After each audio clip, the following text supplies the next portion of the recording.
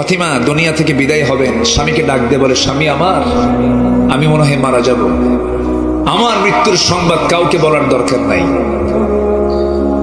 আমার যদি মৃত্যু যদি রাতের বেলা হয়ে যায়, দিনের বেলার জন্য অপেক্ষা না করে রাতের বেলায় কয়েকজনকে ডাক দিবেন, কয়েকজনকে ডাক দিয়া কাফন দাফনের বন্দোবস্ত করবেন। যদি দিনের বেলা হাজার হাজার মানুষ যদি হাজির হয়ে যায়, বিশ্ব নবীর কলিজার টুকরা আমি ফাতিমা কতটুকুন লম্বা ছিল, কতটুকুন খাটো ছিল, আমাকে সোজাসুজি না দেখতে পারলেও কাফনের উপর দিয়ে অনুমান করবে আমি ফাতিমা এতটুকুন লম্বা খাটো ছিলাম, আমার পর্দার খেলাফ হয়ে যাবে। এই জন্য আমার স্বামী দিনের বেলা না দিয়ে রাতের বেলা কবর দিয়ে দিবে। রাতের বেলা সংবাদ চলে এলো, নবীজির স্বপ্নের মধ্যে আবু যার গিফারীকে জানিয়ে দিলেন, আবু যার, আমার মেয়ে ফাতিমার ইন্তেকাল হয়ে গেছে। আবু যার গিফারী ঘর থেকে ঘুম থেকে উঠে আলীর বাড়ির দিকে রওনা দিয়ে বলে, আলী রে, স্বপ্নের রাসূল আমারে দেখাইছে ফাতিমা নাই, কোদাল দাও। নবীজির কলিজার টুকরা সন্তান বুঝি না, হাসান হোসেনের মা বুঝি না। আমল যদি ভালো হয় ভালো কথা, আমল যদি খারাপ হয় ডান দিকের মাটি বাম দিকে, বাম দিকের মাটি ডান দিকে গিয়ে হাড় হাড্ডি সব মাটির সঙ্গে সোজা করে দেওয়া হবে। আবু যার গিফারী ওই যে ওই জায়গা থেকে বের হয়ে আসলেন, বাকি জিন্দেগি আর সংসার জীবনে ফিরতে পারেন নাই। আল্লাহু আকবার। তারা পর্দার ব্যাপারে কতটুকু সচেতন ছিলেন। আর আজকের সমাজের কি চিত্র আমার মা একটু খেয়াল করবেন, বিশেষ করে ডিভাইস থেকে, এই মোবাইলের বদ নেশা থেকে এবং সকল প্রকার ডিভাইস, টেলিভিশনের অশ্লীল দৃশ্য থেকে নিজেকে পরহেজ রাখার চেষ্টা করবেন। এটাই সবচেয়ে বড় তাকওয়া আজকের সমাজে। আল্লাহ মা বোনদেরকে হেফাজত করুন, সকল প্রকার নাটক সিনেমা থেকে বাঁচার তৌফিক দান করুন, জোরে বলি আমিন। এই দুনিয়ার মানুষগুলো আল্লাহর দেওয়া জমিনে থেকে, আল্লাহর নাজি, আল্লাহর সৃষ্টি করা বিশাল আকাশের নিচে থেকে কত পাপ, কত গুনাহ, কত অকর্ম, কত জিনার গুনাহ, মদের গুনাহ, কত গুনাহ করার পরেও আমার আল্লাহ রাব্বুল আলামিন কোন বান্দাকে না খেয়ে রেখেছেন, কোন বান্দাকে না খেয়ে রেখেছেন। এই জন্য সেই মহান রবের প্রতি বিশ্বাস থাকতে হবে, অনড় দ্বিধাহীন বিশ্বাস রাখতে হবে। আল্লাহ রাব্বুল আলামিন বলেন, ইন্নামাল মুমিনুনা আল্লাযীনা আমানু বিল্লাহি ওয়া রাসূলিহি সুম্মা লাম ইয়ারতাবু ওয়া জাহাদু বিআমওয়ালিহিম ওয়া আনফুসিহিম ফি সাবিলিল্লাহ উলাইকা হুমুস সাদিকুন। জোরে বলুন আল্লাহু আকবার। প্রকৃত মুমিন হলো তারা যারা আল্লাহর প্রতি, নবীর প্রতি ঈমান আনে, সুম্মা লাম ইয়ারতাবু, সন্দেহ করে না। নাম্বার 2 হলো ওয়াজাহাদু বিআমওয়ালিহিম ওয়া আনফুসিহিম ফি সাবিলিল্লাহ, এবং যারা জিহাদ করে আল্লাহর পথে মাল দিয়ে, জান দিয়ে। আল্লাহ তাআলা এখানে মালের কথা আগে বলেছেন। মালের মোহাব্বত যতক্ষণ পর্যন্ত বান্দার মধ্য থেকে কমে না যাবে, ওই বান্দা জান দিতে পারবে না। এই জন্য আল্লাহকে মাল চাইছেন। কি চাইছেন বলেন? মাল চেয়েছেন। আমার বন্ধুগণ, জিহাদের কথা আল্লাহ রাব্বুল আলামিন এখানে বলার পরেই বলছেন, যারা এই দুটা কাজ করবে, আল্লাহ বলছেন পৃথিবীতে যত সত্যবাদী আছে এর মধ্যে বড় সত্যবাদী হলো উলাইকা হুমুস সাদিকুন। জোরে বলুন আল্লাহু আকবার। এই কাজগুলো যারা করবে তারাই হলো প্রকৃত মহাসত্যবাদী। জোরে বলি সুবহানাল্লাহ। আমার বন্ধুগণ, এই দুনিয়া ছেড়ে সবাই বিদায় নিয়ে নেব, তবে জিহাদের গুরুত্বটা কতটুকু। আমার নবীজি একদিন বদর যুদ্ধের দিন সাহাবে কেরামকে লক্ষ্য করে বলেন, সাহাবীরা শোনো, এই যে সামনে যুদ্ধ শুরু হয়ে যাবে, এই যুদ্ধে যে বান্দা অংশগ্রহণ করবে, যদি সেই বান্দা জিহাদ করতে পারে, তার পুরস্কার হলো আল্লাহ তাআলা তাকে এমন একটা জান্নাত দিবেন যে জান্নাতের প্রশস্ততা হলো আসমান জমিন বরাবর। ওই সময় একজন সাহাবী খেজুর খাচ্ছিলেন, অর্ধেক খেজুর খেয়েছেন আর অর্ধেক খেজুরটা খান নাই। যখন রাসূলের কাছ থেকে এই কথাটা শুনলেন, অর্ধেক খেজুর খেলেন আর অর্ধেক খেজুরটা ফেলে দিলেন। রাসূল বলছেন, সাহাবী অর্ধেক খেজুর খেলে অর্ধেক খেজুর ফেলে দিলেন, কারণটা কি? বলছে, ইয়া রাসূলুল্লাহ, আপনি যে প্রস্তাবটা দিয়েছেন, অফারটা দিয়েছেন, এই অফারটা পূরণ করার জন্য এই খেজুর আংশিক ফেলে দিলাম, এই জন্য এতটুকু সময় আমি আর দেরি করতে চাই না। বাকি খেজুরটা খেতে যতটুকু সময় লাগবে এটা আমার জন্য লস। এক্ষুনি খেজুর খাওয়া বন্ধ করে আমি জিহাদে ঝাঁপিয়ে পড়লাম। জোরে বলি সুবহানাল্লাহ। মুতার যুদ্ধে রোমান সৈন্য সব জড়ো হয়েছে মুসলমানদেরকে মোকাবেলা করার জন্য। কারা কারা যুদ্ধে যেতে রাজি আছো? একযোগে 3000 সাহাবী নবীর সামনে দাঁড়ায় গেলেন। লাব্বাইক ইয়া রাসূলুল্লাহ, আল্লাহু আকবার বলেন। 3000 সাহাবী নবীর সামনে দাঁড়িয়ে গিয়ে বলছেন, ইয়া রাসূলুল্লাহ, আমাদেরকে অর্ডার করুন, আমাদেরকে বলুন, যা বলবেন তাই হয়ে যাবে। আমার নবীজি এই 3000 সাহাবীর ভিতরে সবার আগে 1 নম্বরে ডাক দিলেন, যায়েদ এইদিকে আসো। ডাক দেওয়া হলো, তিনি চলে আসলেন, সামনে দাঁড়ালেন।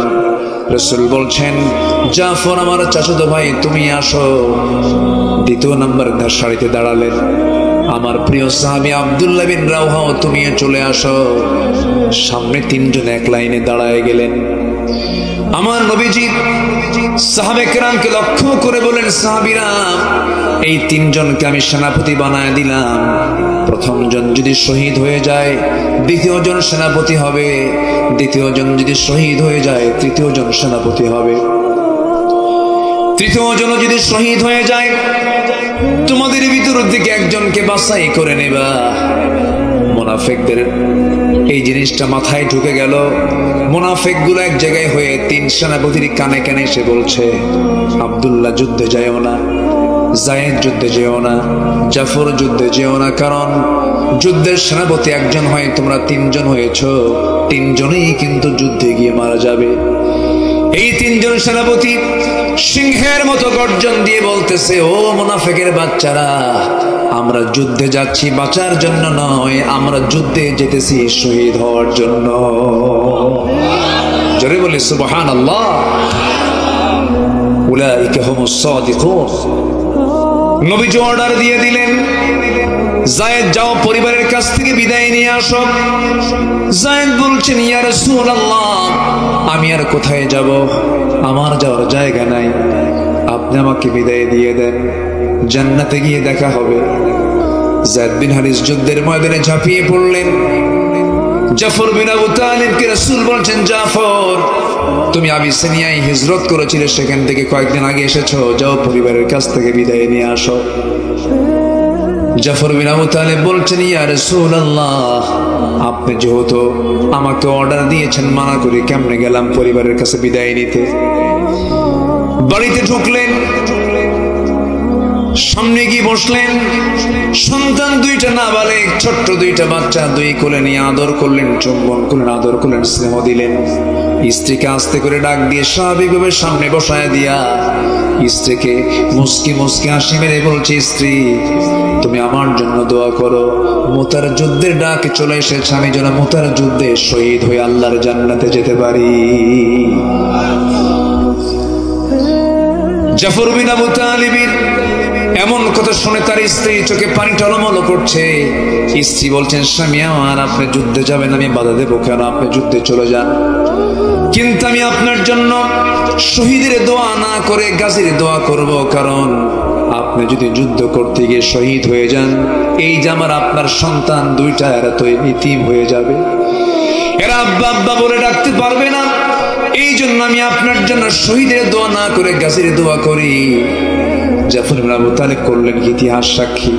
কোমরে তরবারি ছিল, কোষবদ্ধ তরবারি কোষমুক্ত করলেন। স্ত্রী হাতটা টান মেরে সামনের দিকে আগায় নিয়া তরবারির উল্টা দিক দিয়ে আঘাত করে বলছেন, স্ত্রী আমার, আমি যে তোমার হাতে আঘাত করলাম, হাতটা কাটছে নাকি না কাটে নাই, কেন কাটলো না? উল্টা মেরে আঘাত করেছেন, উল্টা দিক দিয়ে আঘাত করেছেন। আমি তোমার হাতে আঘাত করলাম তরবারি দিয়া, উল্টো দিক দিয়ে মারার কারণে যেমন তোমার হাত কাটলো না, আজকে আমার জন্য 1000 বার দোয়া করবে, সেই দোয়াটা উল্টা হয়ে যাবে। কারণ আমি যুদ্ধের ময়দানে যাচ্ছি, সেই যুদ্ধে যে যুদ্ধের সেনাপতি 3 জন, আমার আগে একজন আছে, পরে একজন আছে, আমি 2 নম্বর সেনাপতি, আমি নিশ্চিত আমি শহীদ হয়ে যাব।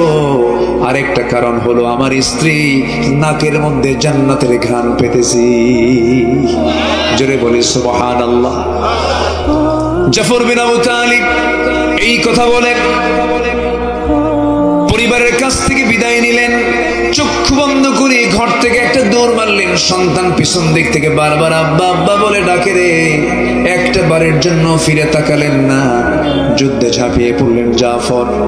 নাম্বার 3 সেনাপতি আব্দুল্লাহ বিন রাওহা নতুন বিয়ে করেছেন, বসার ঘরটা হয় নাই। দুপুরবেলা বিয়ে হয়েছে, বিকেলবেলা যুদ্ধের ডাক হয়ে গেছে। বিকেলবেলা তিনি বিদায় নেওয়ার জন্য পরিবারের কাছে চলে গেলেন। কিতাবে এসেছে যেই ঘরে তার স্ত্রী ছিল, নতুন স্ত্রী, বসর ঘরটা হয় নাই, সেই ঘরের পিছন দিকের শিকলটা লাগায় দিয়া বাহির থেকে বলছে আমার স্ত্রী, চেষ্টা করলেও দরজা খুলতে পারবা না, আমি বাইরের শিকলটা লাগায় দিয়েছি, আমি তোমার কাছ থেকে 1 দিন 2 দিন না, চিরদিনের জন্য দুনিয়া থেকে বিদায় নেওয়ার জন্য এসেছি, তুমি আমাকে বিদায় দিয়ে দিবা। এই যে আমি আজকে তোমার কাছ থেকে বিদায় নিলাম, আল্লাহ যদি তৌফিক দিয়ে দেন তোমার সঙ্গে আমার জান্নাতের সিঁড়িতে দেখা হয়ে যাবে। স্ত্রী বলছে স্বামী আমার, এমন স্বামী গ্রহণ করলাম যে স্বামীকে নিজের স্বচক্ষে দেখতে পারলাম না। একটা বারের জন্য আপনি আমার সামনে চলে আসেন, প্রেম নিবেদন করব না, সময় ক্ষেপণ করব না, যেন একটা বার যেন আপনাকে ভালো করে দেখে নিতে পারি, যেন কিয়ামতের সেই কঠিন কণ্ঠকে কীর্ণ ময়দানে, হাসরের ময়দানে অসংখ্য লোকের মাঝখান থেকে যেন আপনি আমার স্বামী, আমি আপনাকে চিনে নিতে পারি। কিন্তু এবার আব্দুল্লাহ বিন রাওহা বলছেন, আমার স্ত্রী এমন যদি তোমার সহি নিয়ত হয়ে থাকে, কাল হাসরের ময়দানে তুমি যদি আমার জীবনের শেষ স্ত্রী হও, আমি যদি তোমার জীবনের শেষ স্বামী হয়ে থাকি, হাসরের ময়দানে তোমার সঙ্গে আমার সঙ্গে দেখা করানোর দায়িত্ব পৃথিবীর কেউ নেবে না, আমার আল্লাহ তাআলা নিজে নিয়ে নিবে। এই কথা বলেই তিনি বিদায় নিলেন। যুদ্ধে 3 জন ঝাঁপিয়ে পড়লেন। ইতিহাসে এসেছে প্রথমে যায়েদ শহীদ হলেন, জাফর হাল ধরলেন। জাফর শহীদ হয়ে গেলেন, নবীর কাছে সংবাদ গেল, পরিবারের সান্ত্বনা দিলেন। 3 নম্বর সেনাপতি আব্দুল্লাহ বিন রাওহা কালিমার ঝান্ডা হাতের মধ্যে নিয়ে যুদ্ধ চালাচ্ছিলেন। যুদ্ধ চালাতে নিয়ে কাফেররা তার ডান হাতে আঘাত করলো। হাতটা ছিটকে পড়ার সঙ্গে সঙ্গে চট করে বাম হাতে কালিমার ঝান্ডা ধরে রাখলেন, বাম হাত কেটে ফেলে দিল। হাতের কর্তিত অংশটুকু দিয়া কষ্ট করে কালিমার ঝান্ডা মুখের মধ্যে কামড় মেরে ধরলেন। কাফের মুশরিকরা মস্তকটা ছিটকে ফেলে দিল, আঘাত করলো, দেহ একদিকে মাথার একদিকে পড়ে থাকলো। আব্দুল্লাহ বিন রাওহা দুনিয়া থেকে বিদায় নিলেন। আব্দুল্লাহর ইন্তেকাল শাহাদত যখন হয়ে গেল, দূর থেকে পরবর্তী সেনাপতি আব্দুল্লাহ বিন রাওহার পরবর্তী সেনাপতি খালিদ বিন ওয়ালিদ দূর থেকে লক্ষ্য করে দেখেন কে যেন কালিমার ঝান্ডা কাশমুখী হয়ে ধরে রেখেছে। কাছাকাছি গিয়ে দেখেন কেউ ধরে রাখে নাই। 3 নম্বর সেনাপতি আব্দুল্লাহ বিন রাওহার মুখের মধ্যে কামড় মেরে কালিমার ঝান্ডা তিনি আকাশমুখী ধরে রেখেছেন। সামনে চলে গেলেন, হাতটা দিয়ে কালিমার ঝান্ডা হাতের মধ্যে নেবেন, কিন্তু কালিমার ঝান্ডা হাতে আসে না। কামড় মেরে ধরেছেন, কানের মধ্যে মুখ ঢুকায় দিয়ে বলছেন, ও আব্দুল্লাহ, আমি হলাম 4র্থ নম্বর সেনাপতি খালিদ বিন ওয়ালিদ। মুখটা ফাঁকা হয়ে গেল। কালিমার ঝান্ডা হাতের মধ্যে নিয়া খালিদ বিন ওয়ালিদ করলেন কি, 3000 সৈন্য নিয়ে বালুর মধ্যে ঘোড়া দাবড়ানো শুরু করলেন। চতুর্দিকে বালু দিয়ে অন্ধকার হয়ে গেল। যুদ্ধ শুরু হয়ে গেল। এক পর্যায়ে দেখা গেল খালিদ বিন ওয়ালিদ নিজে ওই মুতার যুদ্ধে 1 লক্ষ সৈন্যের বিরুদ্ধে যুদ্ধ করতে গিয়া খালিদ বিন ওয়ালিদ একাই তিনি 1টা 2টা 3টা 4টা নয় 8টা তরবারি ভেঙেছিলেন। জোরে বলি সুবহানাল্লাহ। মুসলমানদের বিজয় হয়ে গেল। কোথায় 3000, কোথায় 1 লক্ষ। এই অসম যুদ্ধে মুসলমানদের যে বিজয় হলো, এই বিজয়টা দিয়েছেন সংখ্যা দিয়া না ঈমান দিয়া? কে দিয়েছেন? আসতে বলবেন না কে দিয়েছেন? আসতে বলবেন না কে দিয়েছেন? তাহলে আমাদের সংখ্যা দরকার, অস্ত্র দরকার, না ঈমান দরকার? ঈমান দরকার। সম্মানিত হাজির, আমরা নির্দিষ্ট একটা সময় নিয়ে দুনিয়াতে এসেছি। আমরা যে কোনো মুহূর্তেই চলে যাব। কারো বাবা গেছে, কারো ভাই গেছে, কারো বোন গেছে, কারো মা চলে গেছে, আমিও চলে যাব। কিন্তু চলে গেলে আমি কি শেষ না শুরু? আসতে বলে, আমি কি শেষ না শুরু? শুরু। মৃত্যুর মধ্য দিয়ে একটা নতুন জীবন শুরু হবে। সেটা হলো ইহকাল না পরকাল? বেঁচে আসি ইহকালে, মরে গেলে পরকাল। এখন আমরা ইহকাল সাজাবো না পরকাল সাজাবো বলুন তো? বলুন, কোন কাল সাজাবো আমরা? আচ্ছা, আমরা দুনিয়া চাবো না আখিরাত চাবো? কিন্তু আল্লাহ তাআলা আমাদেরকে চাইতে বলেছেন তো আগে দুনিয়া। আগে দুনিয়া চাইতে বলেনি? আল্লাহ রাব্বুল আলামিন বলেন, রব্বানা আতিনা ফিদ দুনিয়া হাসানাতাও ওয়া ফিল আখিরাতি হাসানাতাও ওয়া কিনা আযাবান নার। জোরে বলি আল্লাহু আকবার। আল্লাহ তাআলা, তুমি আমাকে দুনিয়ার হাসানা দাও এবং আখিরাতের হাসানা দাও। অর্থাৎ দুনিয়া যদি সুন্দর হয়ে যায়, আমার জন্য আখিরাতও সুন্দর হবে। দুনিয়া যদি আমি নামাজ দিয়ে, দুনিয়া যদি আমি নেক কাজ দিয়ে, দুনিয়া যদি আমি আল্লাহর আনিত বিধান অনুযায়ী সুন্দর করে সাজিয়ে গুছিয়ে নিজের মাথা থেকে পা পর্যন্ত আপ টু বটম, কথায় কর্মে সব কিছুতে আমি যদি ইসলাম দিয়ে আমি আমার জীবনটাকে সাজায় নেই, তাহলে দুনিয়ার এই হাসানাত, দুনিয়ার এই সৌন্দর্য আমাকে আখিরাত সৌন্দর্যের চূড়ান্ত লেভেলে পৌঁছে আমার ঠিকানা জান্নাত হয়ে যাবে। তাহলে আখিরাতকে সুন্দর করার জন্য দুনিয়া সুন্দর করার দরকার আছে না নাই? সেটা হবে কি দিয়ে সুন্দর? আসতে বলবেন না, কি দিয়ে সুন্দর? আল্লামা ইকবাল বলেছেন, ও জামানে মে মুআজ্জাজ থে হাম মুসলমান হোকর और तुम खारे हुए तारके कुर्रा होकर। সে যুগের মানুষেরা কোরআনে কারীমের আনুগত্যের কারণে তাদের সম্মানের উচ্চাসনে তাদের স্থান হয়েছিল। আজকে কোরআনটাকে ছেড়ে দেওয়ার কারণে গোটা পৃথিবীতে মুসলমান লাঞ্ছিত বঞ্চিত জাতিতে রূপ নিয়েছে। পৃথিবীতে আজকে মুসলমানকে যে পরিমাণ নির্যাতন করা হচ্ছে, নিপীড়ন করা হচ্ছে, এর মূল কারণ হলো মুসলমানদের মধ্যে সেই হারানো ঐতিহ্য আর মুসলমানদের মধ্যে পাওয়া যাচ্ছে না। মুসলমান ঐক্যের প্ল্যাটফর্ম তৈরি করতে পারছে না, একে একে মারামারি করছে, নিজেদের মধ্যে দ্বন্দ্ব করছে। সম্মানিত বন্ধুগণ, এই দেশ স্বাধীন হয়েছে ৭১-এ, আজকে ২০২৪ সাল, ৫৩ বছর। কেউ ২৫ বছর দেশ চালিয়েছে, কেউ ১৬ বছর দেশ চালিয়েছে, কেউ ৯ বছর দেশ চালিয়েছে, আর মাঝখান দিয়ে মঈনুদ্দিন ফখরুদ্দিনরা কয়েক বছর চালিয়েছে। সবাই মুসলমান হলেও কেউ ইসলাম দিয়ে দেশ চালায় নাই, কেউ কোরআন দিয়ে দেশ চালায় নাই। আমরা সব দেখেছি, সব দেখা শেষ। আগামী দেশ আমরা দেখতে চাই কোরআনের দেশ। আল্লাহ কবুল করুন, আল্লাহ কবুল করুন, আল্লাহ কবুল করুন। কিন্তু আজকে 18 কোটি মুসলমানের কত পার্সেন্ট মুসলমান নামাজ পড়ে? বুকটা ফেটে যায়। জরিপ করে দেখেছি আমরা, 18 কোটি মুসলমান আমার দেশে বসবাস করে, মাত্র নামাজ পড়ে 5%। তাহলে এই দেশের কোন নেতার নেতৃত্ব দিয়েছে? যে নেতা তার কর্মীকে নামাজের কথা বলে না, সে নেতৃত্ব দেওয়ার কোনো যোগ্যতা রাখে না। ওই সমস্ত নেতৃত্বের মুখে আমরা জুতা মারি, থুতু মারি।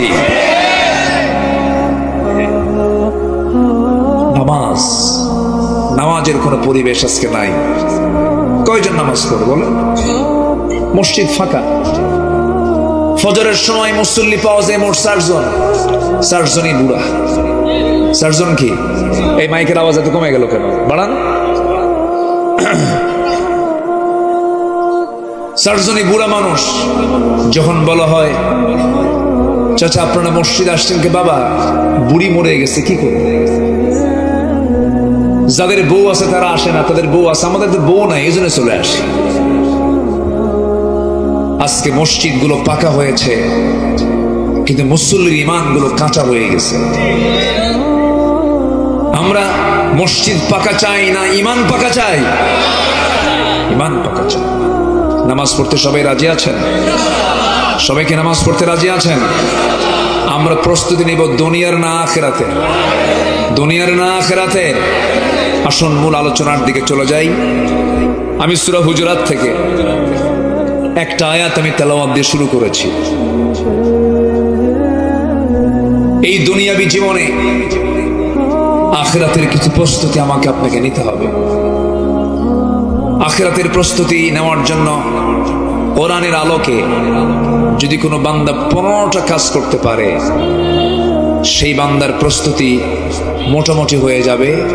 জান্নাত পেতে তার জন্য বেশি বেগ পেতে হবে না। বলি আলহামদুলিল্লাহ। কত পোকা যে খাইলাম এ পর্যন্ত আল্লাহ জানে।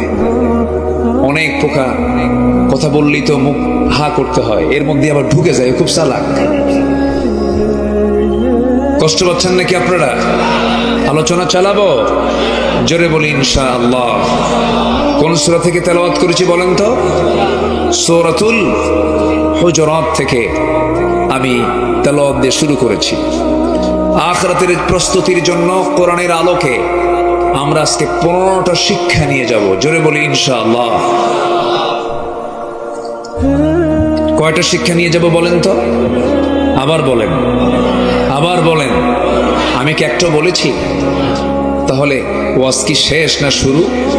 নুরু, ওয়াজ কি শেষ না শুরু? শুরু।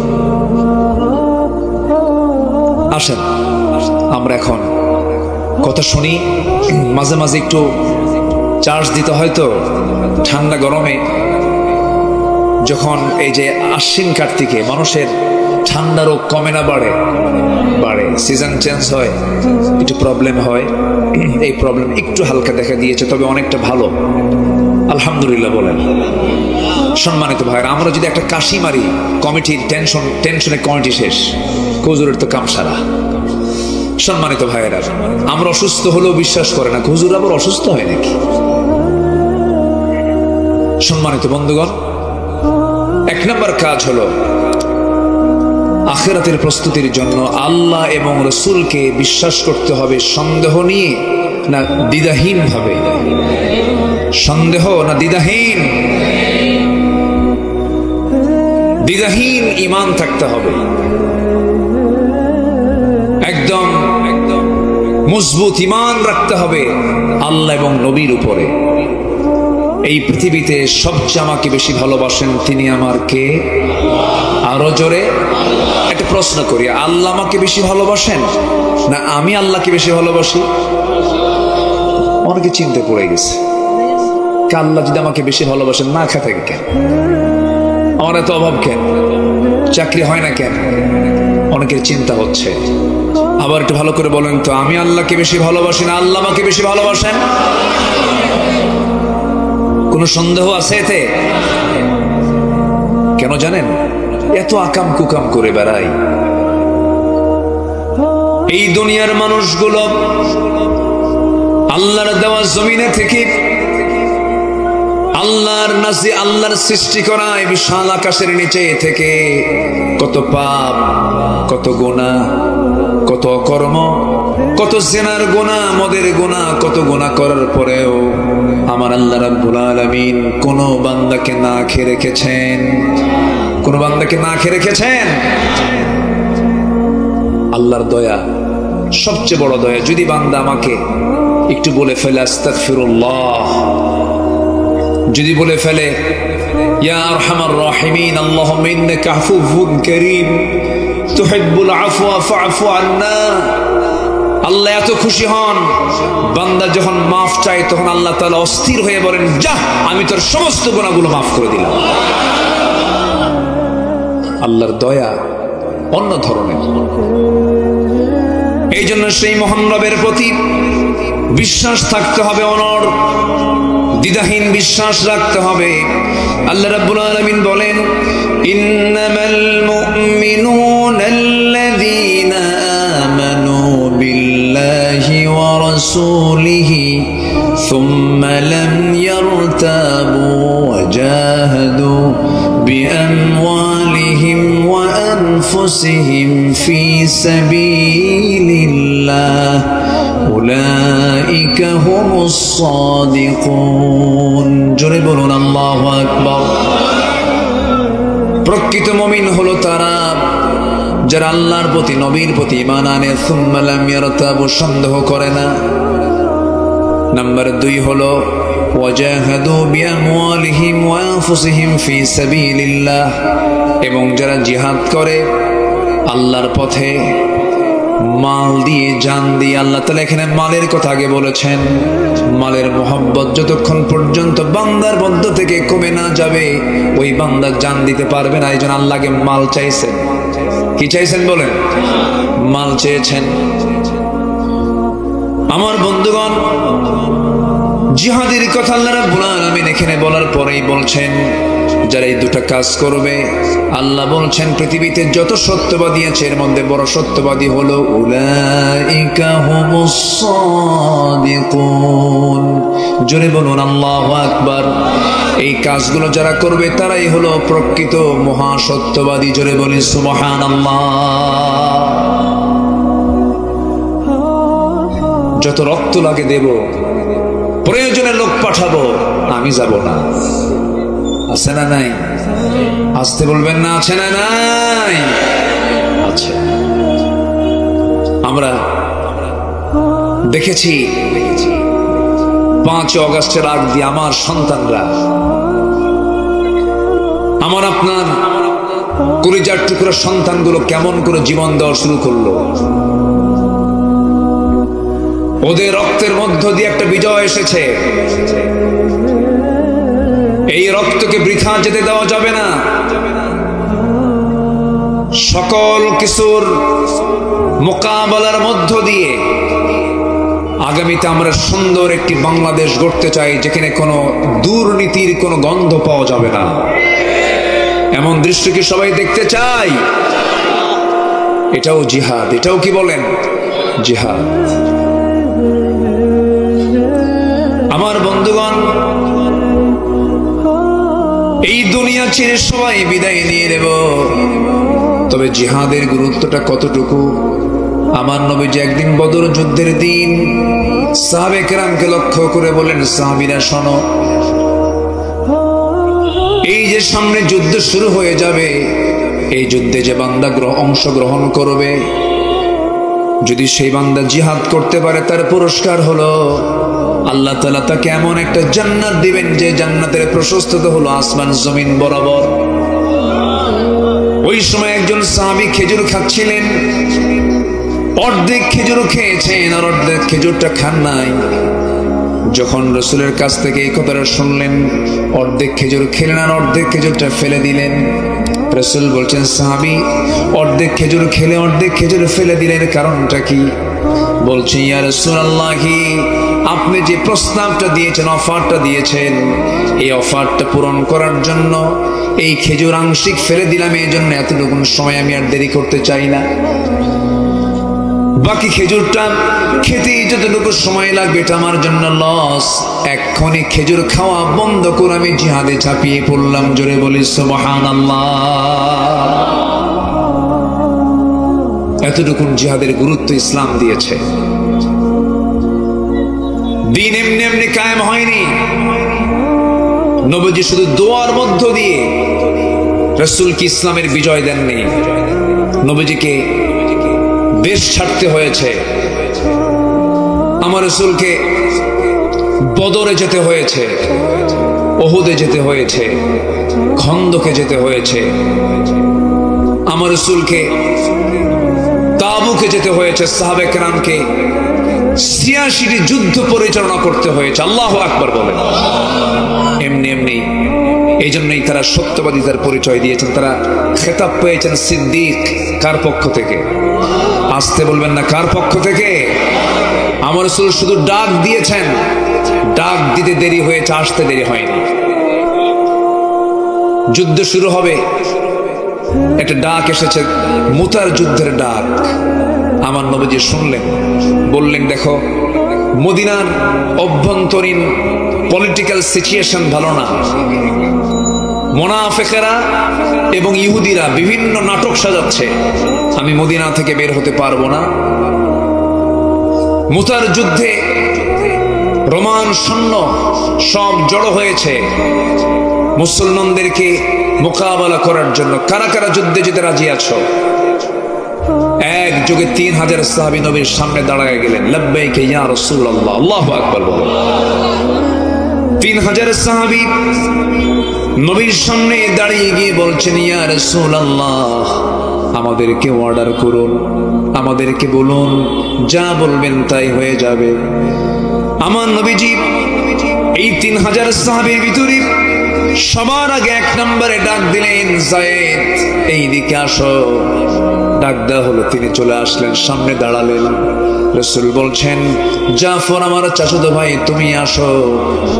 2 নম্বর সারিতে দাঁড়ালেন আমার প্রিয় সাহাবী আব্দুল্লাহ বিন রাওহা, তুমি চলে আসো। সামনে 3 জন এক লাইনে দাঁড়ায় গেলেন। আমার নবীজি সাহাবে কেরামকে লক্ষ্য করে বলেন, সাহাবীরা, এই 3 জনকে আমি সেনাপতি বানায় দিলাম।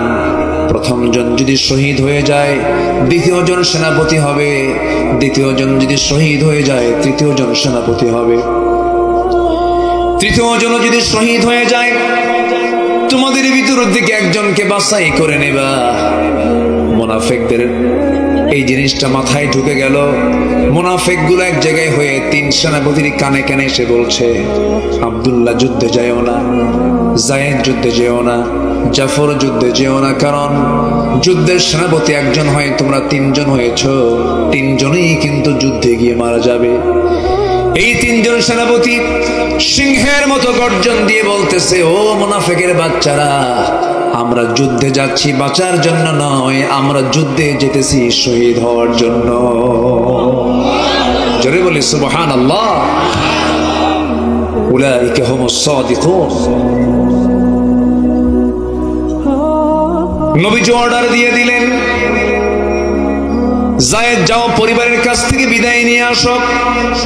যায়েদ বলছেন, ইয়া রাসূলুল্লাহ, আমি আর কোথায় যাব, আমার যাওয়ার জায়গা নাই, আপনি আমাকে বিদায় দিয়ে দেন, জান্নাতে গিয়ে দেখা হবে। যায়েদ বিন হারিস যুদ্ধের ময়দানে ঝাঁপিয়ে পড়লেন। জাফর বিন আবু তালিবকে রাসূল বলছেন, জাফর, তুমি আবিসিনিয়ায় হিজরত করেছিলে, সেখান থেকে কয়েকদিন আগে এসেছো, যাও পরিবারের কাছ থেকে বিদায় নিয়ে আসো। জাফর বিন আবু তালিব বলছেন, ইয়া রাসূলুল্লাহ, আপনি যেহেতু আমাকে অর্ডার দিয়েছেন, মানা করে কেমনে গেলাম পরিবারের কাছে বিদায় নিতে। বাড়িতে ঢুকলেন, সামনে গিয়ে বসলেন। সন্তান 2টা নাবালেগ, ছোট্ট 2টা বাচ্চা 2 কোলে নিয়ে আদর করলেন, চুম্বন করলেন, আদর করলেন, স্নেহ দিলেন। স্ত্রীকে আস্তে করে ডাক দিয়ে স্বাভাবিকভাবে সামনে বসায় দিয়া স্ত্রীকে মুস্কি মুস্কি হাসি মেরে বলছে, স্ত্রী, তুমি আমার জন্য দোয়া করো, মুতার যুদ্ধের ডাক চলে এসেছে, আমি যেন মুতার যুদ্ধে শহীদ হয়ে আল্লাহর জান্নাতে যেতে পারি। জাফর বিন আবু তালিবের এমন কথা শুনে তার স্ত্রী চোখে পানি টলমল করছে। স্ত্রী বলছেন, স্বামী আমার, আপনি যুদ্ধে যাবেন, আমি বাধা দেবো কেন, আপনি যুদ্ধে চলে যান, কিন্তু আমি আপনার জন্য শহীদের দোয়া না করে গাজীর দোয়া করব, কারণ আপনি যদি যুদ্ধ করতে গিয়ে শহীদ হয়ে যান, এই যে আমার আপনার সন্তান 2টা, এরা তো ইতিম হয়ে যাবে, এরা আব্বা আব্বা বলে ডাকতে পারবে না। এই জন্য আমি আপনার জন্য শহীদের দোয়া না করে গাজীর দোয়া করি। জাফর বিন আবু তালিব করলেন ইতিহাস সাক্ষী। কোমরে তরবারি ছিল, কোষবদ্ধ তরবারি কোষমুক্ত করলেন। স্ত্রী হাতটা টান মেরে সামনের দিকে আগায় নিয়া তরবারির উল্টা দিক দিয়ে আঘাত করে বলছেন, স্ত্রী আমার, আমি যে তোমার হাতে আঘাত করলাম, হাতটা কাটছে নাকি না কাটে নাই, কেন কাটলো না? উল্টা মেরে আঘাত করেছেন, উল্টা দিক দিয়ে আঘাত করেছেন। আমি তোমার হাতে আঘাত করলাম তরবারি দিয়া, উল্টো দিক দিয়ে মারার কারণে যেমন তোমার হাত কাটলো না, আজকে আমার জন্য 1000 বার দোয়া করবে, সেই দোয়াটা উল্টা হয়ে যাবে। কারণ আমি যুদ্ধের ময়দানে যাচ্ছি, সেই যুদ্ধে যে যুদ্ধের সেনাপতি 3 জন, আমার আগে একজন আছে, পরে একজন আছে, আমি 2 নম্বর সেনাপতি, আমি নিশ্চিত আমি শহীদ হয়ে যাব। আরেকটা কারণ হলো আমার স্ত্রী নাকের মধ্যে জান্নাতের ঘ্রাণ পেতেছি। জোরে বলি সুবহানাল্লাহ। জাফর বিন আবু তালিব এই কথা বলে পরিবারের কাছ থেকে বিদায় নিলেন। চক্ষু বন্ধ করে ঘর থেকে একটা দৌড় মারলেন। সন্তান পিছন দিক থেকে বারবার আব্বা আব্বা বলে ডাকে রে, একটা বারের জন্য ফিরে তাকালেন না। যুদ্ধে ঝাঁপিয়ে পড়লেন জাফর। নাম্বার 3 সেনাপতি আব্দুল্লাহ বিন রাওহা নতুন বিয়ে করেছেন, বছর ঘরটা হয় নাই। দুপুরবেলা বিয়ে হয়েছে, বিকেলবেলা যুদ্ধের ডাক হয়ে গেছে। বিকেলবেলা তিনি বিদায় নেওয়ার জন্য পরিবারের কাছে চলে গেলেন। কিতাবে এসেছে যেই ঘরে তার স্ত্রী ছিল, নতুন স্ত্রী, বছর ঘরটা হয় নাই, সেই ঘরের পিছন দিকের শিকলটা লাগায় দিয়া বাহির থেকে বলছে আমার স্ত্রী, চেষ্টা করলেও দরজা খুলতে পারবা না, আমি বাইরের শিকলটা লাগায় দিয়েছি, আমি তোমার কাছ থেকে 1 দিন 2 দিন না, চিরদিনের জন্য দুনিয়া থেকে বিদায় নেওয়ার জন্য এসেছি, তুমি আমাকে বিদায় দিয়ে দিবা। এই যে আমি আজকে তোমার কাছ থেকে বিদায় নিলাম, আল্লাহ যদি তৌফিক দিয়ে দেন তোমার সঙ্গে আমার জান্নাতের সিঁড়িতে দেখা হয়ে যাবে। স্ত্রী বলছে স্বামী আমার, এমন স্বামী গ্রহণ করলাম যে স্বামীকে নিজের স্বচক্ষে দেখতে পারলাম না।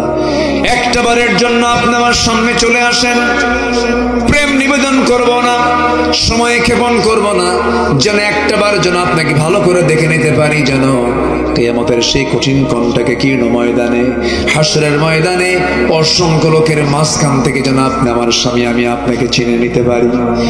কিন্তু এবার আব্দুল্লাহ বিন রাওহা বলছেন আমার স্ত্রী এমন যদি তোমার সহি নিয়ত হয়ে থাকে, কাল হাসরের ময়দানে তুমি যদি আমার জীবনের শেষ স্ত্রী হও, আমি যদি তোমার জীবনের শেষ স্বামী হয়ে থাকি, হাসরের ময়দানে তোমার সঙ্গে আমার সঙ্গে দেখা করানোর দায়িত্ব পৃথিবীর কেউ নেবে না, আমার আল্লাহ তাআলা নিজে নিয়ে নিবে। এই কথা বলেই তিনি বিদায় নিলেন। যুদ্ধে 3 জন ঝাঁপিয়ে পড়লেন। ইতিহাস এসেছে প্রথমে সাইদ শহীদ হলেন, জাফর হাল ধরলেন। জাফর শহীদ হয়ে গেলেন, নবীর কাছে সংবাদ গেল, পরিবারের সান্ত্বনা দিলেন। 3 নম্বর সেনাপতি আব্দুল্লাহ বিন রাওহা কালিমার ঝান্ডা হাতের মধ্যে নিয়ে যুদ্ধ চালাচ্ছিলেন। যুদ্ধ চালাতে নিয়ে কাফেররা তার ডান হাতে আঘাত করলো। হাতটা ছিটকে পড়ার সঙ্গে সঙ্গে চট করে বাম হাতে কালিমার ঝান্ডা ধরে রাখলেন, বাম হাতও কেটে ফেলে দিল। হাতের কর্তিত অংশটুকু দিয়া কষ্ট করে কালিমার ঝান্ডা মুখের মধ্যে কামড় মেরে ধরলেন।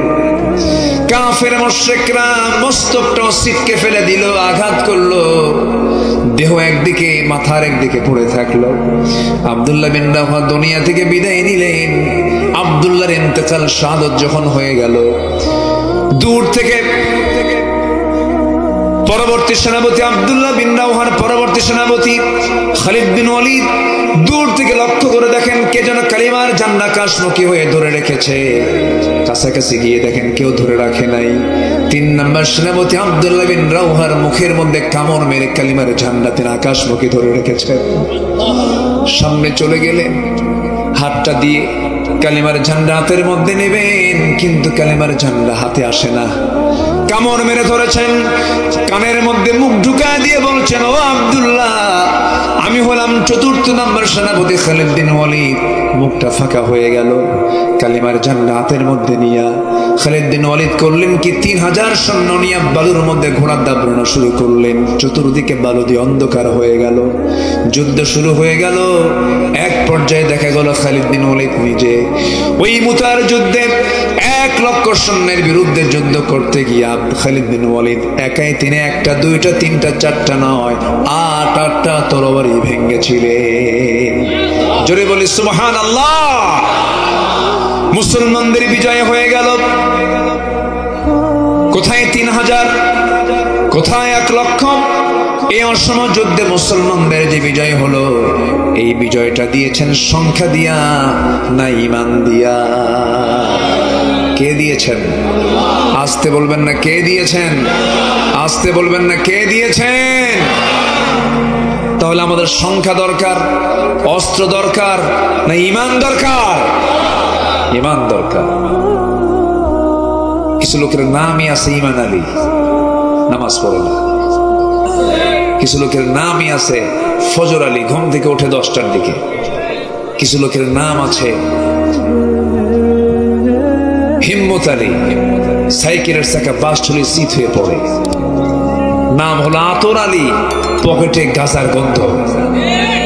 নাম হলো বাদশা মিয়া, ভিক্ষা করে বেড়ায়। নাম হলো খোকন মিয়া, বয়স হলো 85 বছর। নাম দিয়ে জান্নাত পাওয়া যাবে না, বংশ দিয়ে জান্নাত পাওয়া যাবে না। বংশ দিয়ে যদি জান্নাত পাওয়া যেত, আবু তালেবও জান্নাত পেতেন, আবু জেহেলও জান্নাত পেত, নূহের সন্তান কেনানও জান্নাত পেত, ইব্রাহিম আলাইহিস সালামের বাবা আজরও জান্নাত পেত। যদি পিতা পুত্রের পরিচয়, আত্মীয় স্বজনের পরিচয়, বংশগত পরিচয়, এগুলো দিয়ে জান্নাত পাওয়ার কোনো সুযোগ নাই। জান্নাত পেতে হলে অবশ্যই তার ভিতরে থাকতে হবে সন্দেহ ঈমান না দ্বিধাহীন ঈমান। আখিরাতের প্রস্তুতি কয়টা? বলেন কয়টা? মনে আছে তো আপনাদের? চলতেছে কয় নাম্বার? কয় নাম্বার? 2 নাম্বার। হ্যাঁ ঠিক আছে, তবে 2 নাম্বার আমি যাইনি, কারণ আয়াত একটা তো, আমি একটাই ধরেছি। একের ক এবং খ। এখন আছে আরো 14টা, কিন্তু 12টা বাজে। সমস্যা নাই তো? আমি এত সুন্দর মানুষ খুব কম দেখেছি, কোন লোকের নড়াচড়া নাই। বলি আলহামদুলিল্লাহ। শুধু একটা লোককে অনেকক্ষণ পর উঠতে দেখলাম, এই লোকটা যে কে বুঝলাম না। বসুন। আজকের মাইকটা অনেক ভালো। মাইক হলো কই? কি মাইক আপনার? কোথায়? খেজুর তলা। ভালো, এর আগেও করেছি মনে হয়। ভালো। আজকের রেজুলেশনটা অনেক ভালো, কিন্তু মাঝে মাঝে একটু সাউন্ড কমে দেন, কিন্তু আপনার একটু বাড়ায় দেন। ফাঁকিবাজি করে মাঝে মাঝে একটু। যে আল্লাহ কবুল করুন, জোরে বলি আমিন। এত রাতে মানুষ বসে থাকে, এই চিত্র খুব কম দেখা যায়, কিন্তু আল্লাহর মেহেরবানি একটা লোকের কোনো নড়াচড়া নেই। এটা প্রমাণ হয় এই এলাকার মানুষ কোরআনকে দিল থেকে, ইসলামকে দিল থেকে মহব্বত করে। বলি আলহামদুলিল্লাহ। তাহলে ঈমান এবং জিহাদ, এটা হচ্ছে আখিরাতের 1 নম্বর প্রস্তুতি। সবাই রাজি আছেন তো? সবাই রাজি আছেন তো? জীবন কেমন করে দিলেন আল্লামা সাইদি, আল্লাহু আকবার। আলেমরা পালায় না তো? আলেমরা পালায়। উনি চলে গেছিলেন 2009 সালে, তার জীবনের শেষ হজ, আর আমার জীবনের হলো প্রথম হজ 2009 সাল। আমি গিয়েছিলাম, একই সাথে হজ করার সুযোগ হয়েছিল আমার, একই বছরে। ওনাকে সেই সফরে বলা হলো, হুজুর দেশের ট্রাইব্যুনাল গঠন হচ্ছে, মামলা হবে, আপনি গ্রেফতার হবেন, জেলে ঢুকতে হবে, নচেত আমাদের মনে হয় আপনি দেশে থেকে গেলেই ভালো হয়। তার জবাবে তিনি বললেন মুস্কি হাসি মেরে, আমার নবী যদি এটা শিক্ষা দেননি, আমার কর্মী, আমার দলের কর্মীরা জেল খাটবে, হামলা মামলার শিকার হবে, আর আমি বিদেশের মাটিতে আমি আরামে দিন যাপন করব, রাত যাপন করব, এমন শিক্ষা আমার রাসূল দেখান নাই। আমি দেশে ফিরব। উনি দেশে ফিরেছেন, মামলা হয়েছে, জেল খেটেছেন 13 বছর, সম্পূর্ণ অন্যায় ভাবে, রাতকে দিন করে, দিনকে রাত করে, অন্যায় ভাবে ধর্ষণের মামলা দিয়া, যুদ্ধাপরাধের মামলা দিয়া, জেলের সেলের মধ্যে আটকিয়ে রেখে দেশ গড়ার কারিগর, একজন কিংবদন্তি, 180 কোটি মুসলমানের ভিতরে সবচেয়ে জনপ্রিয় একজন ব্যক্তি আল্লামা সাইদি। সেই লোকটাকে তিলে তিলে শেষ করে পারল না। 13ই আগস্ট 2023-এ সুস্থ মানুষকে চিকিৎসার নাম করে হসপিটালে জোরপূর্বক ভর্তি করে পয়জনিং করে হত্যা করলো যারা। তাফসীর মাহফিলের এই প্ল্যাটফর্ম থেকে সুস্পষ্ট ভাষায় জানান দিতে চাই, ওই সমস্ত কুলাঙ্গারদের গ্রেফতার করে দৃষ্টান্তমূলক শাস্তি নিশ্চিত করা হোক। রাজি আছেন কারা কারা? হাত উঁচু করে দেখা।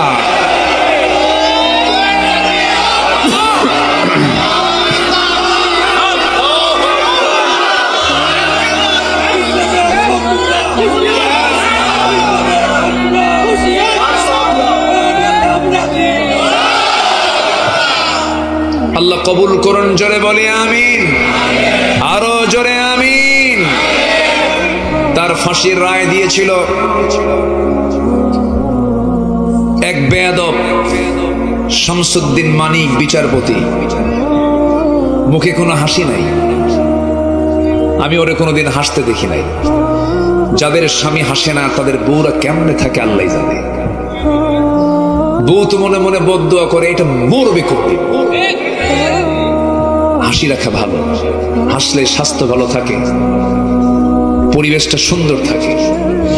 যে স্বামী হাসবে না, বলেন তো স্বামী স্ত্রীর মধ্যে সুখ থাকবে? হাসি নাই সুখ, ঠিক আছে না? দেখেন কি সুন্দর হাসতেছে মুরব্বী। হাসি থাকতে হবে তো, হাসি ছাড়া পৃথিবীর কোথাও কোনো সুখের গন্ধ পাওয়া যাবে? হেসেছেন মুহাম্মদুর রাসূলুল্লাহ, তার চেহারায় ছিল হাসি। চেহারা ছিল কি? হাসি। পেটে খাবার নাই, মুখে হাসি ফুরায় না। কিছু লোক হাসেও না, কান্দে, আছে না নাই? এই মানিক, ওর মুখে আমি কোনোদিন হাসি দেখিনি, খেলে মেজাজ।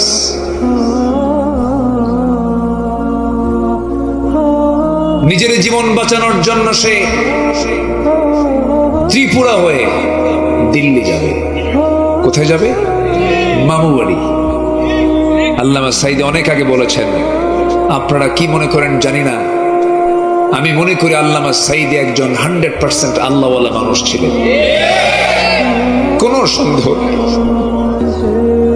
কোন সন্দেহ নেই। এত দরদ ছিল জাতির উপরে, এই জাতিকে তিনি এত ভালোবাসা দিয়েছেন। আল্লাহু আকবার। আল্লাহ তুমি তার কবরটাকে জান্নাতের নূর দিয়ে মুনাফফার করে দাও। আল্লাহ তুমি তার শাহাদাতকে কবুল করে নাও। এই মঞ্চে বসলে তার কথা মনে হয়। আল্লাহ তুমি তার সকল কার্যক্রমকে দ্বীনের জন্য কবুল করে নাও। সম্মানিত ভাইরা, সম্মানিত বন্ধুগণ, কি জুলুম, কি নির্যাতন তিনি সহ্য করেছেন। একটানা 56 দিন তাকে রিমান্ডে নেওয়া হয়েছিল। তিনি জাতিকে কি দিয়েছেন আর তাকে জাতি কি দিল? উনি মৃত্যুর আগ দিয়ে বিকালবেলা যখন তাকে হসপিটালে ভর্তি করানো হয়, সেই সময় তিনি একটা মুচকি হাসি মেরেছিলেন। দেখেন নাই? সবাই দেখেন নাই? সেই মুচকি হাসি হলো 5ই আগস্টের বিজয়ের মুচকির হাসি। 1 বছর পার হতে দেননি আল্লাহ তাআলা। সম্মানিত ভাইয়েরা, সেই মানিক পালানোর জন্য চলে গেল সিলেট, জায়গা পেল না। আল্লামা সাঈদী বলেছেন, এমন একটা দিন আসবে পালানোর জন্য একটা ইঁদুরের গর্ত খুঁজে পাবা না। পায়নি, কলার পাতায় শুয়েছিল। সিলেটবাসীকে ধন্যবাদ, তারা বেশ আপ্যায়ন করেছে। একদম বিসি বের করে দিচ্ছে। জানেন না আপনারা? জানেন না? কি দাপট! মুহূর্তের মধ্যে জিরোকে হিরো বানান, আবার হিরোকে জিরো বানান। তিনি আমার কে? কষ্ট হচ্ছে আপনাদের? কষ্ট হচ্ছে? আলেমদের রক্ত বড় বিষাক্ত। আলেমরা হচ্ছে নবীর ওয়ারিস। বেয়াদবি করা যাবে না। আলেমদের দাম অনেক, আল্লাহ তাদের সম্মান দিয়েছেন। শুধু সম্মান করবেন আলেমকে কোরআনের জন্য। আলেমের সঙ্গে যারাই বেয়াদবি করেছে যুগে যুগে তারা ইতিহাসে আস্থা করে নিক্ষিপ্ত হয়েছে। সম্মানিত ভাইয়েরা, আমি ভাঙ্গাচোরা, আমি নিজে কিছু না, কোনো যোগ্যতা রাখি না, তবে আলেমকে যদি দেখেন সম্মান করবেন। আল উলামাউ ওয়ারাসাতুল আম্বিয়া, এটা হাদিস। আলেম উলামা হচ্ছেন নবীদের ওয়ারিস। আল্লাহু আকবার। এই জন্য আলেমদের সম্মান কে দিয়েছেন বলেন তো? কে দিয়েছেন? আল্লাহ দিয়েছেন। আরেকজন বাঁচার জন্য চেষ্টা করলো, দাড়ি কাটলো, মাথার চুল সাদা কালো বানালো, পাঞ্জাবি খুইলা গেঞ্জি পরলো, পাজামা খুলে লুঙ্গি পরলো, তারপরও কাম হলো। বন্ধু একটা নিয়ে আইনমন্ত্রীকে নিয়ে চললো নৌকা পথে, নৌকার ভিড়ল না, কোস্টগার্ড ধরে ফেললো আইনমন্ত্রীকে, বলল চিনে ফেলেছি, চলুন মামু বাড়ি যাই। আইনমন্ত্রীকে ধরার মাত্র আইনমন্ত্রী বলে আমি তো একা আসি নাই, আমি জামাতের সাথে আসছি। সাথে কে? কই যে বসে আছে দেখো, ওই যে ওই সাইডে বসে আছে, ওটা কে? দেখে তো মনে হচ্ছে তরকারিওয়ালা, ভালো করে দেখো, কেনা চেনা যায় নাকি, দেখো ওটাই দরবেশ। বুঝতেছেন? বুঝতেছেন? কিছু বুঝতেছেন? লজ্জায় মাথা নিচু হয়ে যায়। একটা দেশের শীর্ষস্থানীয় ধনী ব্যাংক লুটপাট, শেয়ার বাজার, হলমার্ক সবকিছু লুটপাট করেছে, দেশকে 18 লক্ষ কোটি টাকা ঋণগ্রস্ত করে 11 লক্ষ কোটি টাকার সমস্ত মন্ত্রীগুলো, এমপি গুলো সব লোপাট করে বাইরে পাচার করে নিয়ে চলে গেছে। ওদের মুখে দেশের মোহাব্বত মানায় না।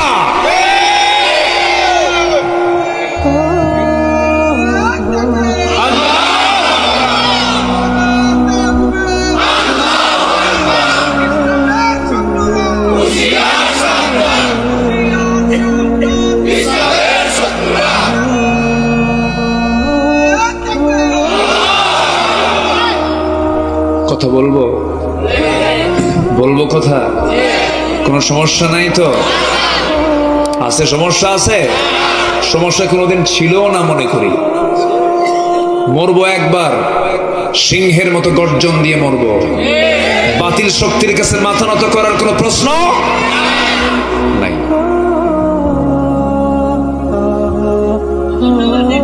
ফজর নামাজ এখানেই হবে, ঠিক আছে? থাকেন, আমি যাই।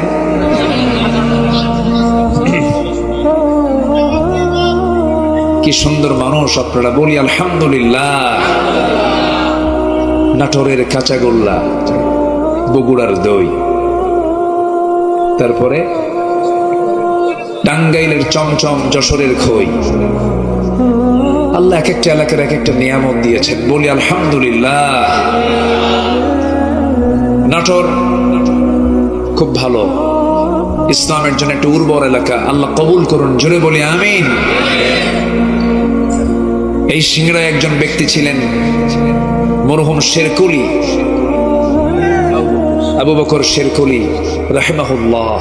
আল্লাহ তুমি তার কবরটাকে জান্নাতের টুকরা বানায় দাও। 1991 সালে তিনি এমপি ছিলেন। এই সিংড়া ইসলামী জনপদ। আল্লাহ তুমি ইসলামী জনপদের এই পুনরুদ্ধার আবার হয়ে যাক, দোয়া করি। আল্লাহ কবুল করুন, জোরে বলি আমিন। কষ্ট পাচ্ছেন না তো? কষ্ট পাচ্ছেন না তো? আল্লাহ কবুল করুন। নাম্বার 2, আখিরাতের প্রস্তুতির জন্য লাগবে হলো তাকওয়া। কি লাগবে? তাকওয়া। তাকওয়া মানে হচ্ছে বাঁশঝাড়, চেনেন তো?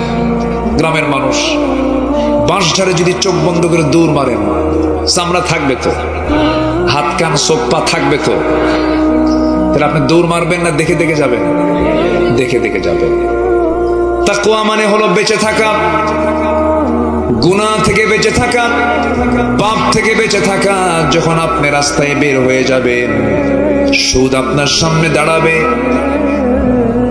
মদ আপনার সামনে দাঁড়াবে, জিনা আপনার সামনে দাঁড়াবে, ঘুষ আপনার সামনে দাঁড়াবে, হারাম কাজ আপনার সামনে দাঁড়াবে, নারী আপনার সামনে দাঁড়াবে, সেই সময় যদি আপনি সব কিছুকে প্রত্যাখ্যান করে যদি আল্লাহর ভয়, আল্লাহর পথে টিকে থাকেন, এটার নাম হলো তাকওয়া। এটার নাম কি? তাকওয়া। ইয়া আইয়ুহাল্লাযীনা আমানুত্তাকুল্লাহা ওয়া কুলু কাওলান সাদীদা। আল্লাহু আকবার বলেন। নাম্বার 3 হলো ন্যায় প্রতিষ্ঠা করা, সদাচার। আল্লাহ রাব্বুল আলামিন বলেন, ইন্নাল্লাহা ইয়া'মুরু বিল আদলি ওয়াল ইহসানি ওয়া ইতাই যিল কুরবা ওয়া ইয়ানহা আনিল ফাহশাই ওয়াল মুনকারি ওয়াল বাগি ইয়া'iদুকুম লা'আল্লাকুম তাযাক্কারুন। জোরে বলুন আল্লাহু আকবার। যেখানে ন্যায় বিচার থাকবে, সদাচার থাকবে, বুঝতে হবে যেখানে প্রস্তুতি চলছে কিসের? আখিরাতের। আখিরাতের প্রস্তুতি চলছে। 16 বছর কি আমরা ন্যায় বিচারে দেখতে পেয়েছি? ন্যায় বিচার দেখতে পেয়েছি? কোর্টের ইচ্ছায় বিচার হয়েছে না ব্যক্তির ইচ্ছায় বিচার হয়েছে? ব্যক্তির ইচ্ছায়। ব্যক্তি যা বলেছে রায় তাই হয়েছে। শোনার আগে, শুনানির আগে রায় প্রস্তুত, অটো রায় হয়েছে। এগুলো প্রিপারেশন অফ আখিরাত নয়, এটা দুনিয়াবি। নাম্বার 4 হলো আখিরাতের প্রস্তুতির জন্য দ্বীনের সঠিক ইলম অর্জন করা। নিজে আলেম হতে পারেন নাই, সন্তানকে আলেম বানাবেন। রাজি আছেন? এত আসতে বললেন, এত আসতে বললেন। সন্তান মানে নাতিও তো সন্তান। যারা বিয়ে করেন নাই তারা বিয়ে করবেন, তাদের সন্তান হবে কিনা বলেন? হবে। নিয়ত করে ফেলেন। যারা পারেন নাই নিজের প্রজন্মকে আলেম বানাবেন, মাদ্রাসায় পড়াবেন। জোরে বলি ইনশাআল্লাহ। আলেম বানাতে হবে, হাফেজ বানাতে হবে। এখানে কি এটা হেফজখানা না? এখানে আজকে তো দস্তরবন্দি হলো না। ও হয়ে গেছে। ও কয়জনকে? 3 জন। মাশাআল্লাহ, বলি আলহামদুলিল্লাহ। 3 জন দস্তরবন্দি হয়েছে। আব্দুস সবুর হাফিজাহুল্লাহ, উনি দোয়া চেয়েছেন, অসুস্থ। আল্লাহ তুমি থেকে সিহহাতে কুল্লিয়া দান করো। জোরে বলি আল্লাহুম্মা আমিন। আপনি একটা রাষ্ট্রপতির বাবা হওয়া যতটুকু না গর্বের, তার চাইতে হাজার হাজার গুণে বড় গর্বের হলো আপনি একজন হাফেজের বাপ হতে পেরেছেন। হাফেজের বাপ বিশাল ব্যাপার। আল্লাহ তাআলা আমাকে একটা ছেলে সন্তান দান করেছেন, হিফজটা কমপ্লিট করেছে, হাফেজ হয়েছে। কেউ তো আলহামদুলিল্লাহ বললেন না। অনেক কষ্টে দোয়া করছি, আল্লাহর কাছে বলছি, আল্লাহকে বলেছি, আল্লাহ তুমি হাফেজ বানায় দাও। হাফেজ তো হওয়া যাবে না, হাফেজ বানায় দিবেন তিনি কে? আসতে বলবেন না, তিনি কে? হাজারবার চেষ্টা করে ওকে হাফেজ হতে পারবে না। যে সিনাটা আল্লাহ তাআলা হিফজের জন্য কবুল করেছেন, সেই সিনাই একমাত্র হাফেজ হতে পারে। অতএব হাফেজরা সাধারণ কোনো বান্দা নয়, হাফেজরা হচ্ছে আল্লাহর নির্দিষ্ট খাস বান্দা। তারা এজন্য হাফেজদের দাম অনেক। হাফেজ হন, কোরআন 30 পারা মুখস্থ করে ফেলেছেন, আপনাকে আল্লাহ জাহান্নাম দিবেন কেমনে? কোরআনটাকে কেমনে আল্লাহ জ্বালাবেন? যে সিনার মধ্যে 30 পারা কোরআন আছে, সেই সিনাকে আল্লাহ কেমনে জাহান্নামে দিবেন? এই জন্য সন্তানকে হাফেজ বানান। আপনাদের দোয়ায় আল্লাহ তাআলা আমাকে 5 আগস্টের পরে একটা প্রতিষ্ঠান করার সুযোগ আমাকে আল্লাহ তাআলা দান করেছেন। একটি প্রতিষ্ঠান শুরু করেছি, আলহামদুলিল্লাহ বলুন। উত্তরবঙ্গের গেটওয়ে, আমার জন্মের জেলা, আমার জন্মস্থান, হোম টাউন বগুড়ার শেরপুর, খুব দূরে না তো এখান থেকে। বগুড়ার শেরপুরে একদম মেইন টাউনে দারুল আমিন আইডিয়াল মাদ্রাসা নামে একটা প্রতিষ্ঠান আমি শুরু করেছি।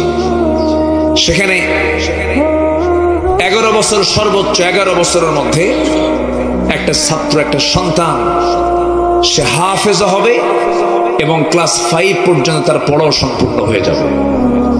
বাংলা ইংরেজি সহ সে হাফেজ হয়ে যেতে পারবে। এখন আপনার ছেলে যদি ডাক্তার হয়, নো প্রবলেম। ইঞ্জিনিয়ার হয়, নো প্রবলেম। আপনার সন্তান যদি ডিসি হয়, এসপি হয়, এমপি হয়, মন্ত্রী হয়, রাজনীতিবিদ হয়, ব্যবসায়ী হয়, কোনো সমস্যা নাই। কিন্তু আপনার সন্তান তখন হবে হাফেজ ডাক্তার, হাফেজ ইঞ্জিনিয়ার, হাফেজ জজ, হাফেজ এসপি, হাফেজ এমপি। আল্লাহর কসম করে বলি, সেই সন্তান কখনো চোর ইঞ্জিনিয়ার হবে না, ডাক্তার হবে না।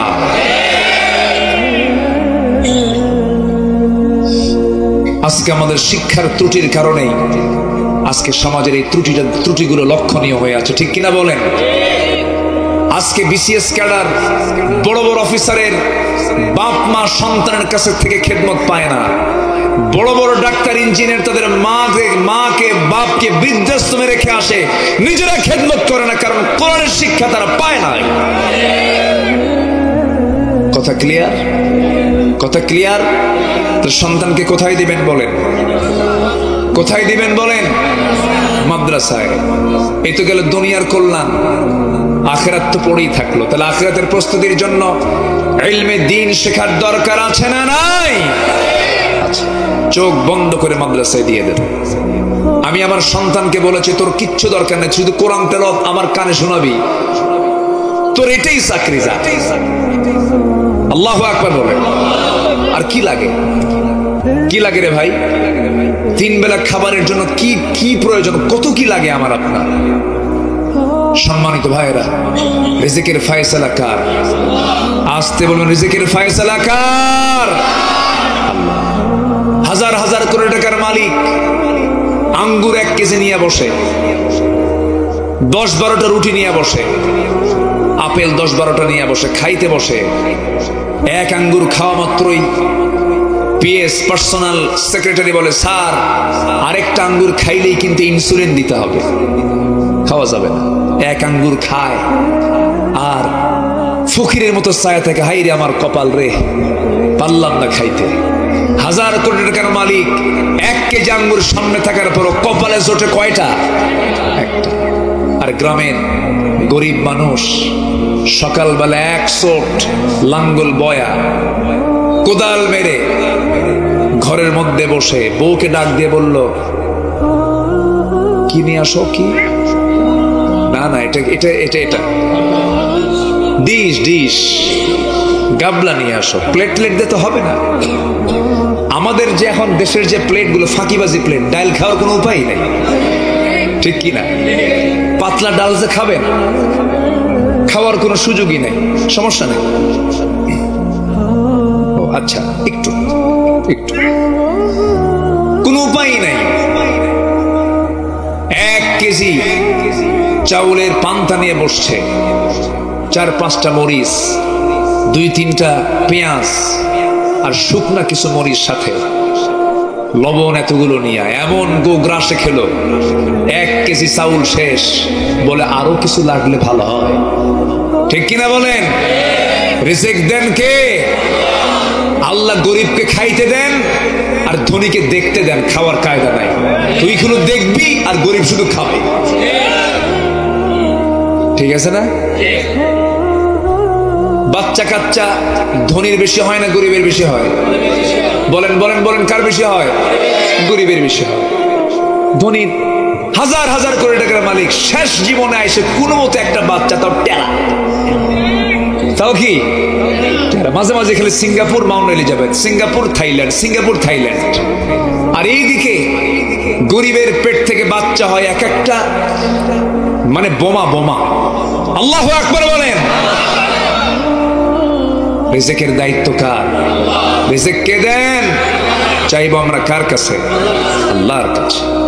4টা চলে গেল, আমি শেষ করে দেব অল্প। কেউ উঠবেন না, কিন্তু একটা লোক উঠবেন না, আমি খুব খুশি। কেউ উঠবেন না, আমি আরো খুশি হব যদি আমার সঙ্গে সবাই দোয়ায় শামিল হন। থাকবেন না? আপনারা থাকবেন না? ফজর নামাজ সবাই পড়তে রাজি আছি তো? জোহর পড়তে রাজি আছি তো? আসর পড়তে রাজি আছি তো ইনশাআল্লাহ? নামাজ 1 ওয়াক্ত না 5 ওয়াক্ত? সপ্তাহে একবার না দিনে 5 বার?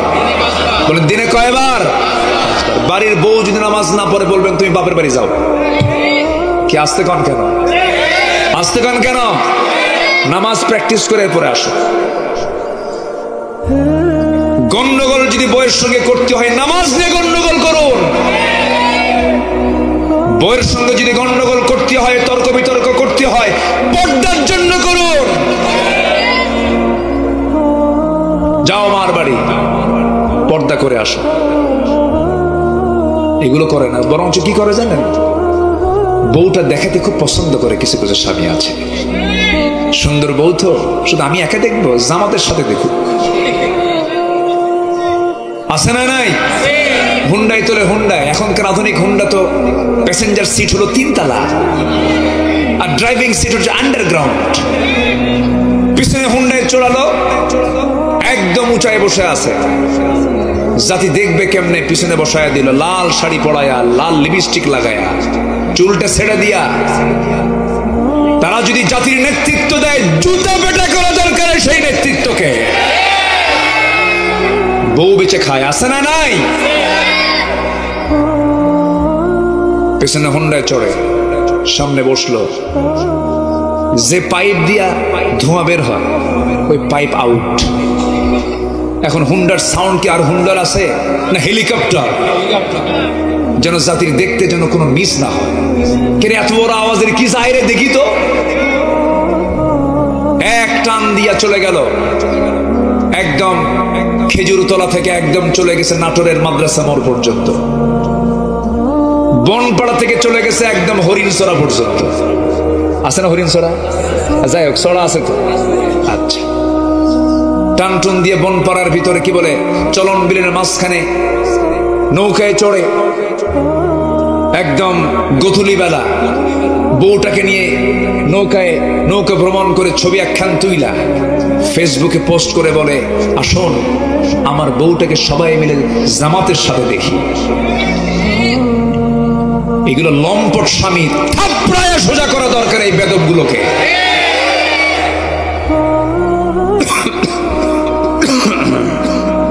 আল্লাহ হেদায়েত দিক, জোরে বলে আমিন। নাম্বার 5, অধিক সংখ্যক নেক আমল করব আমরা। গুনাহ হবে কম, আমল হবে। গুনাহ হবে না, আমাদের গুনাহ হবে না? হয়ে যায় তো। সুন্দরী মেয়ে দেখলেই তো মাথা খারাপ। দেখো ঠিক, এই ঠিক হয়ে যাবে না তো। বিয়ে করার পরও যদি এরকম করেন তাহলে তো মুশকিল। বিয়ের আগে যুবকরা একটু দুষ্টামি করতেই পারে, যৌবন আছে তো। দেখছো যুবকরা কয় ঠিক, তোমারটাও ঠিক নাই। মন চাবে তাকাতে, কিন্তু মন চাইলে কি চাওয়া যাবে? মন কি ভালো কিছু চায়? তাকানো যাবে না। তুমি তাকাবে না, মুজাহিদের সওয়াব পেয়ে যাবে। আল্লাহু আকবার বলেন। মায়েরা আছে, মেয়েরা ডাবল। ভালো, আলহামদুলিল্লাহ। মাহফিলে মেয়েরাও ডাবল। মাহফিলেও বেশি, মার্কেটেও বেশি। মার্কেটে কি পুরুষ বেশি না মহিলা বেশি? ঢং ঢং করে চলে যায়, দোকানদারের সামনে গিয়ে বসে, ভাইয়া একটা শাড়ি দেখানো যাবে কি? তো দোকানদারের তো এই ভাষা শুনে মাথা খারাপ। শাড়ি একখান নিজের গায়ে লটকা দিয়ে দোকানদার নিজে কয়, আপা এই শাড়ি কিন্তু আপনাকে দারুণ মানাবে। ওটা আরেক বদমাইশ। আছে না নাই? এগুলো চলবে না। মা 100% পর্দা করুন, জান্নাত আপনার অপেক্ষায় থাকবে। জান্নাত বলবে, ও বান্দি আমার ঘরের মধ্যে কখন ঢুকবে? আল্লাহু আকবার বলেন। কিচ্ছু লাগবে না। খাদিজা কি বলে, ফাতিমা দুনিয়া থেকে বিদায় হবেন, স্বামীকে ডাক দিয়ে বলে, স্বামী আমার, আমি মনে হয় মারা যাব। আমার মৃত্যুর সংবাদ কাউকে বলার দরকার নাই। আমার যদি মৃত্যু যদি রাতের বেলা হয়ে যায়, দিনের বেলার জন্য অপেক্ষা না করে রাতের বেলায় কয়েকজনকে ডাক দিবেন। কয়েকজনকে ডাক দিয়া কাফন দাফনের বন্দোবস্ত করবেন। যদি দিনের বেলা হাজার হাজার মানুষ যদি হাজির হয়ে যায়, বিশ্বনবীর কলিজার টুকরা আমি ফাতিমা কতটুকুন লম্বা ছিল, কতটুকুন খাটো ছিল, আমাকে সোজাসুজি না দেখতে পারলেও কাফনের উপর দিয়ে অনুমান করবে আমি ফাতিমা এতটুকুন লম্বা খাটো ছিলাম, আমার পর্দার খেলাফ হয়ে যাবে। এই জন্য আমার স্বামী দিনের বেলা না দিয়ে রাতের বেলা কবর দিয়ে দিবে। রাতের বেলা সংবাদ চলে এলো, নবীজির স্বপ্নের মধ্যে আবু যার গিফারি কি জানিয়ে দিলেন, আবু যার আমার মেয়ে ফাতিমার ইন্তেকাল হয়ে গেছে। আবু যার গিফারি ঘর থেকে ঘুম থেকে উঠে আলীর বাড়ির দিকে রওনা দিয়ে বলে, আলী রে, স্বপ্নের রাসূল আমারে দেখাইছে ফাতিমা নাই, কোদাল দাও। নবীজির কলিজার টুকরা সন্তান বুঝি না, হাসান হোসেনের মা বুঝি না। আমল যদি ভালো হয় ভালো কথা, আমল যদি খারাপ হয় ডান দিকের মাটি বাম দিকে, বাম দিকের মাটি ডান দিকে গিয়ে হাড় হাড্ডি সব মাটির সঙ্গে সোজা করে দেওয়া হবে। আবু যার গিফারি ওই জায়গা থেকে বের হয়ে আসলেন, বাকি জিন্দেগি আর সংসারের জীবনে ফিরতে পারেন নাই। আল্লাহু আকবার। তারা পর্দার ব্যাপারে কতটুকু সচেতন ছিলেন। আর আজকের সমাজের কি চিত্র আমার মা একটু খেয়াল করবেন, বিশেষ করে ডিভাইস থেকে, এই মোবাইলের বদ নেশা থেকে এবং সকল প্রকার ডিভাইস, টেলিভিশনের অশ্লীল দৃশ্য থেকে নিজেকে পরহেজ রাখার চেষ্টা করবেন। এটাই সবচেয়ে বড় তাকওয়া আজকের সমাজে। আল্লাহ মা বোনদেরকে হেফাজত করুন, সকল প্রকার নাটক সিনেমা থেকে বাঁচার তৌফিক দান করুন। জোরে বলি আমিন। এক রাত পাইছি, কোন দিকে কত কব কম। নাম্বার 6 ধৈর্য ধারণ করা। নাম্বার 7 আল্লাহর প্রতি ভরসা করা। নাম্বার 8 দুনিয়ার ভোগ বিলাসে মগ্ন না হয়ে আখিরাতকে মূল আবাস হিসাবে, মূল লক্ষ্য হিসাবে গ্রহণ করা। নাম্বার 9 নিজেকে এবং পরিবারকে জাহান্নাম থেকে বাঁচানোর চেষ্টা করা। নাম্বার 10 তওবা করা। নাম্বার 11 আল্লাহর পথে ব্যয় করা। নাম্বার 13 শিরক অন্তর্ভুক্ত সকল অপকর্ম থেকে নিজেকে পরহেজ রাখা। 13 আল্লাহ প্রদত্ত একমাত্র সঠিক পথের অনুসরণ করা। নাম্বার 14 হচ্ছে আল্লাহ এবং রাসূলের পূর্ণ আনুগত্য করা। নাম্বার 15 হলো সর্বক্ষণ মহান আল্লাহর সামনে দাঁড়িয়ে ভয়ে হৃদয়ের মধ্যে লালন করে চোখের পানি ফেলে ফেলে কাঁদা। কারণ বান্দার এক ফোঁটা চোখের পানি যদি আল্লাহর ভয়ই পড়ে, ওই এক ফোঁটা চোখের পানি 7টা জাহান্নামকে নিভিয়ে তাকে জান্নাতে নিয়ে যাবে। আমরা কাঁদবই যখন, কার জন্য কাঁদবো? আসতে বলবেন না, কার জন্য কাঁদবো আমরা? আল্লাহ কবুল করুন, আল্লাহ কবুল করুন।